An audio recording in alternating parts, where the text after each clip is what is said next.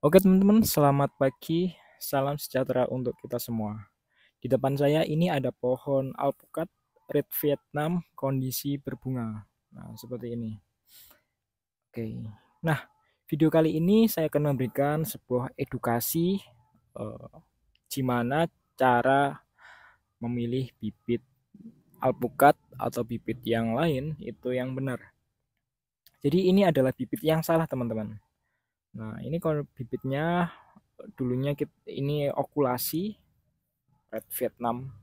Jadi sebelumnya ini saya tanam di tanah karena pertumbuhan yang sangat lambat dan pertumbuhan yang sangat jelek. Akhirnya saya cabut dan saya pindah ke polybag seperti ini. Nah, setelah saya pindah ke polybag itu bibitnya berbunga. Nah, seperti ini. Nah, teman-teman, jangan membeli sekali lagi ya, jangan pernah membeli bibit yang masih kecil, yang okulasian, yang kecil segini maksudnya. Itu sudah berbunga atau berbuah. Karena itu adalah bibit yang sangat jelek. Jadi biasanya kalau jangan sampai tergiring dengan penjual bibit di mana mengatakan bibitnya sudah berbuah atau berbunga atau berbuah. Nah, itu biasanya dijual lebih mahal kayak gitu. Kalau bibit yang biasa mungkin sekitar 50.000. Tapi kalau yang kondisi yang berbunga itu bisa dijual 100.000. Tapi kondisi ketinggian dan besarnya itu sama.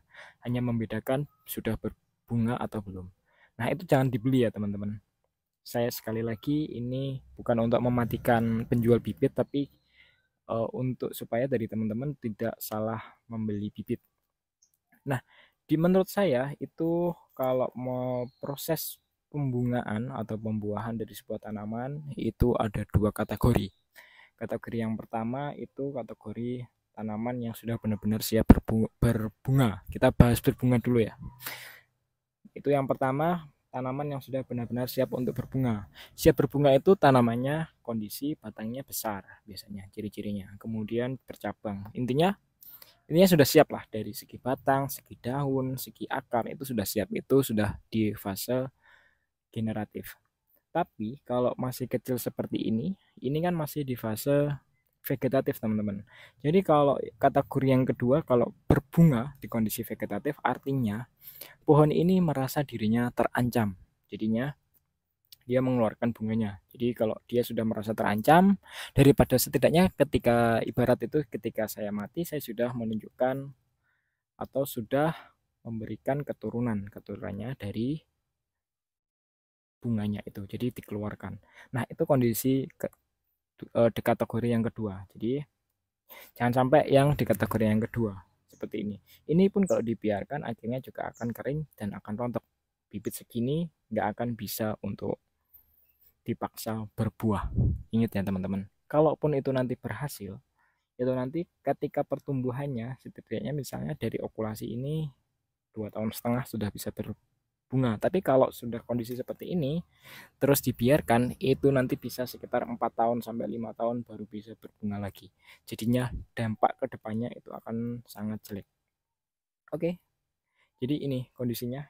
Ini yang di kategori yang kedua. Pohon ini merasa terancam hidupnya, akhirnya dia menunjukkan bunganya, mengeluarkan bunganya. Nah, ini kita bisa lihat dari bawah, memang ini kita nggak pernah menyiram, teman-teman.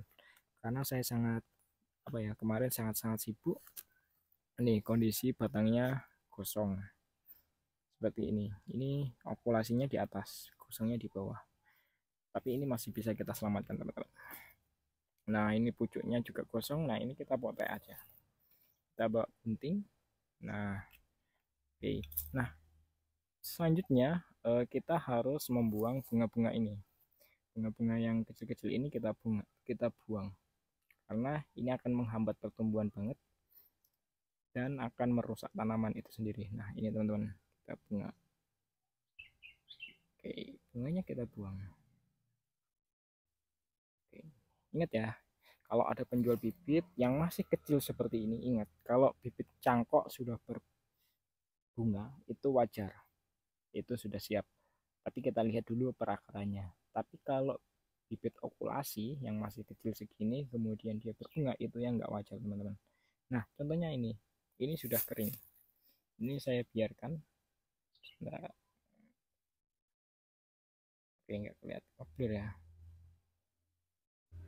Nah, ini sudah, inilah, ini teman-teman. Nah, ini bibitnya kering. Nah, ini juga akan kita potek. Nah, seperti ini. Ini calon bunga. Ini bunga sih sebenarnya, bukan calon lagi. Ini bunga. Jadi kita buang. Oke, kita biarkan pohon ini sehat. Nanti kalau sudah sehat lagi atau sudah pulih, nah ini lagi. Ini kalau saya mau nipu tetangga, ini saya jual mahal ini. Karena bibitnya kan orang-orang kan pengennya cara yang instan. Jadi bibit yang okulasi masih kecil terus berbunga gitu. Gitu ya teman-teman. Jadi jangan sampai salah memilih bibit.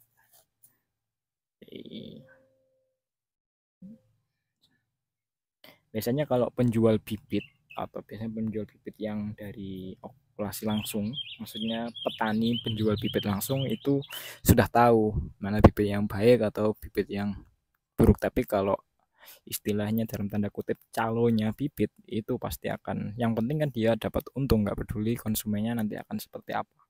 Biasanya kayak gitu, dia ngejual bibit yang sudah berbunga, bibit yang sudah berbunga gitu. Ingat ya, kalau okulasi masih kecil segini, fase vegetatif sudah berbunga, jangan dibeli. Atau kalau punya teman-teman punya pohon okulasi seperti ini yang masih kecil terus tapi sudah berbunga, itu segera lakukan pembuangan bunga. Tapi kalau sudah cangkok itu masih 50-50, bisa dibeli atau bisa enggak, tapi melihat dulu kondisi perakaran sama kondisi batang daun. Seperti itu. Oke teman-teman, semoga video ini bermanfaat. Kurang lebihnya, Assalamualaikum warahmatullahi wabarakatuh.